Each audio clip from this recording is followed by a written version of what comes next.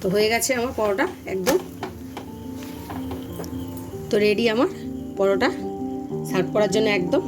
এটা আপনাদেরকে আজকে, হ্যালো বন্ধুরা, আজকে আমি একটা নতুন স্বাদে পরোটা বানাবো।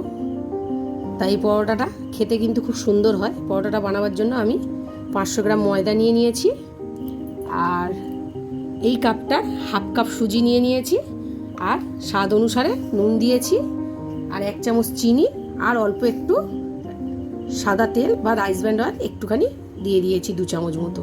দিয়ে আমি ভালো করে ময়াম করে এটাকে মাখিয়ে নেব। ময়ামটাকে সুন্দর করে দেখুন কি সুন্দর একটা এরকম বাইন্ডিং করবে, ছেড়ে যাবে। বেশ এই পরোটাটা কিন্তু খুব খাস্তা হবে, খুব ভালো লাগবে খেতে।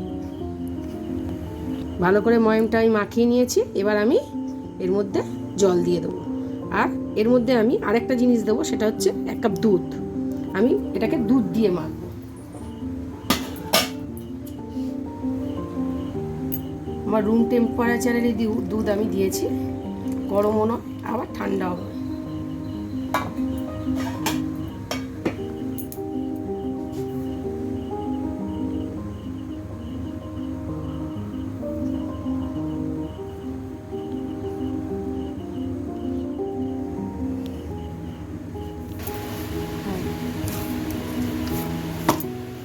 আমার ময়দাটা মাখা হয়ে গেছে, বেশ ভালো করে মেখে নিয়েছি।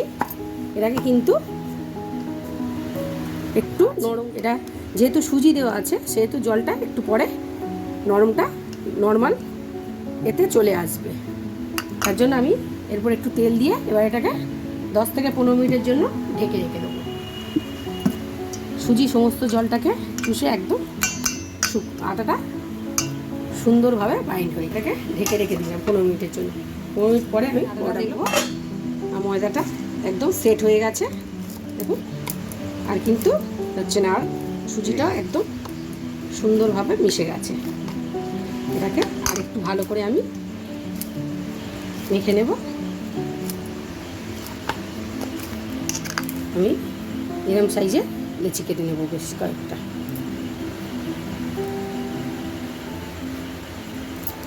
একটা পরোটা নিয়ে নিয়েছি,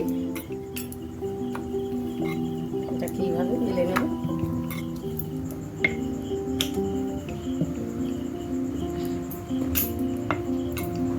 আমি একদম সিম্পলভাবে বেলবো এটাকে।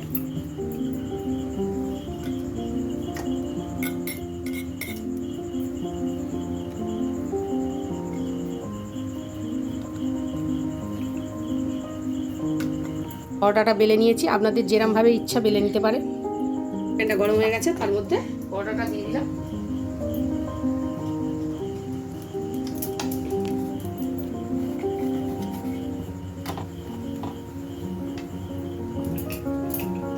আমি দুটো দুটো করে একসাথে করে নেব।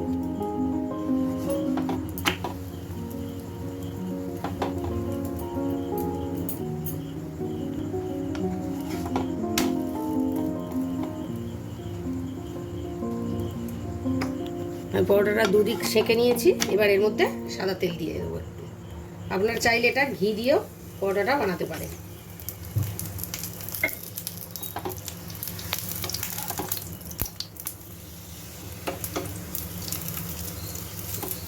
এই পরোটাটা খেতেও খুব সুস্বাদু হয়, আর খুব খাস্তাও হয়, খুব ভালো লাগে পরোটাটা খেতে। করে খেয়ে দেখবেন এইভাবে, খুবই ভালো হয় পরোটাগুলো খেতে।